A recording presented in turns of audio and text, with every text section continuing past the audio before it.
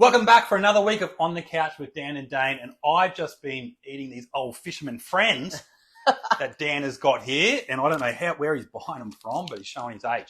All right, they keep you going and they keep the fish on the hook. That's all you need to worry about. They're awful. Anyway, so what we're going to talk about today is what has been one of the biggest pitfalls you've seen with people coming across your desk, mate, who have made what you think is a mistake. Yeah, and I mean, I think one for me, like straight off the bat, is people who buy one property, they get their foot in the market, and I'm cheering for them, right? I'm pumped up at this point in time. But then all of a sudden, they think they're a property mogul. Yeah. And they're like, no worries, I've got a property, that's all awesome, and I'll just stick it in the market, and I'm going to forget about it for the next 30 years. And they do nothing about it. Yeah. Next thing you know, they're out and they go, well, you know what? Now I've got a property. I'm going to go get a loan for a car. Then I'm going to go do this. Then I'm going to go do that. They buy the high-performance car. Yeah. They bloody spend 2 weeks speeding around base, and all of a sudden they got no license left anyway. So what was the point of the car? Yeah. At the end of the day, lots of people, when they get there, they've made it, they've done the hard yards. They might have been saving for a few years to even get to the start point, right?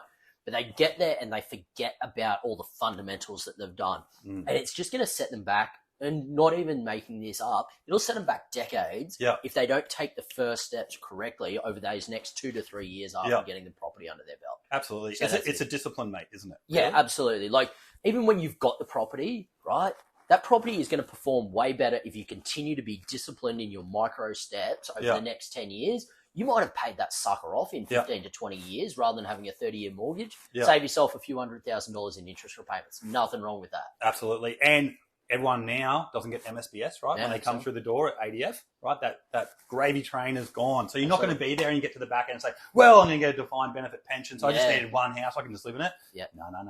Wrong. Now you've got to work for it. Absolutely. The one I always see is people listening to mortgage brokers or saying, hey, I've spoken to a mortgage broker, and suddenly this mortgage broker is telling them where to go buy a house. Mate, it's not even the mortgage broker. It's like, my best mate, I was drinking beers with him. I'm 14 bloody mangoes deep at the bloody bar. Yeah. And I'm telling him I'm buying a property, and he's like, this is the area you have to go to, mate. The guy's never bought a property in his life. That's the advice you go to, right? Mate, I've got a mate from Dolby who's always telling me about the market out there. You get a house for 200 grand. I'm just like, mate. It's 200 grand 10 years ago. It'll be 200 grand in 10 more years. Beware. So big thing with that is make sure you're talking to someone that actually is in the know, who actually is qualified and licensed to talk to you about it.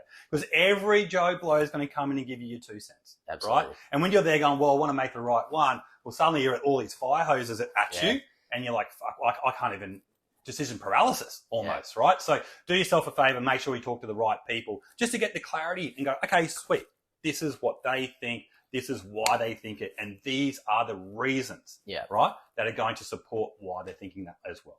Yeah. All right. Yeah. Get all your key people in their key lanes. Mortgage broker gets you the money. Solicitor does the settlement, reviews your contracts. Yeah. Best mates, drink beers with them. That's their job.